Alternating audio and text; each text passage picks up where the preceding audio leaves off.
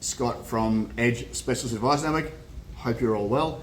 If it's your first time here, we are specialist advisors, boutique and holistic. We specialise in creating plans for people growing their family's wealth via real estate, private businesses, private equity, share portfolio, superannuation, and we also do a lot of retirement planning, so things to do in retirement, intercontinental style strategies as well, but also succession planning for the family.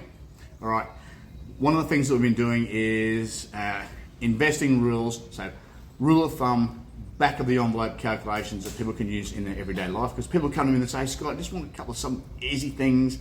I'm just starting out, something really simple. Can you give me some guidance? Okay. Now, number 4 is rule for buying a house or a principal place of residence or a unit that you're going to live in. So there's no investment income coming from this. This is just where you live, all right? This is your own occupied house. Rule for buying that house. So, of the, this is coming from an OECD perspective, and rule of thumb, which is going to be really hard for people, is do not spend more than 3 times your gross income. That's going to be pretty shocking for some people. Some people are going to look at me and go, Scott, you're off your rocker. It doesn't make sense. You're crazy. What the hell? But guys, this is where people can really get bogged down for the first 10, 15, even 20 years of their life, because they've got a non-productive asset with a massive non-productive debt, where they have no real control over how much that non-productive debt is going to take out of their household income every year. Why is that? Because interest rates rise, interest rates fall. You've got no control over that. You've got no control over that at all. We don't do 30-year fixed loans in most countries, outside of the US. So for all my friends in the US, yeah, you guys are lucky. Like, you could have locked in some 30-year fixed loans for 3.5% a couple of years ago. Most of the banking, where I come from in Australia, or some of my other friends in Asia, and that, no one will do a fixed loan more than probably 5 years. You might get up to 10, but often it doesn't make sense. All right. So back to the rule: how much should I spend on my house if I want to stick to a really strong rule of thumb, to then be able to go back to the 50-30-20 rule, which we did in another video, which was how much is going to go to future investment on my net income? 20%. All right. So to help in conjunction with that rule is 3 times my gross income is probably the maximum I should spend on a house.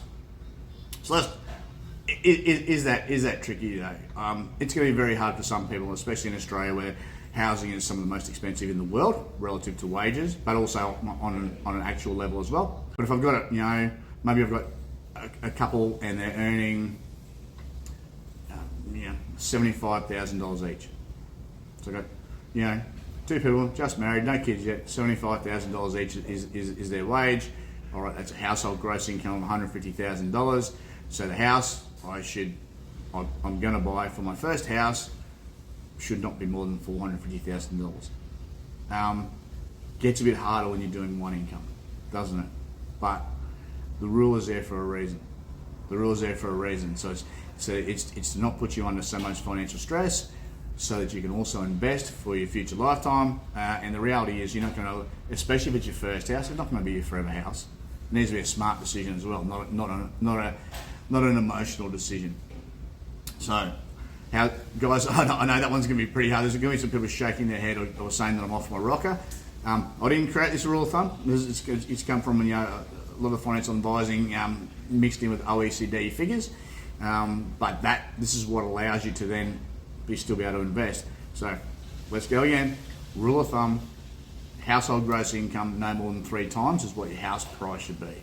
So if the household income is $150,000, the house we live in or buy should not be worth more than $450,000. Anyway, guys, I'll leave you with that one. That might shake a few people. But remember, life is a family sport. Give yours an edge. See ya.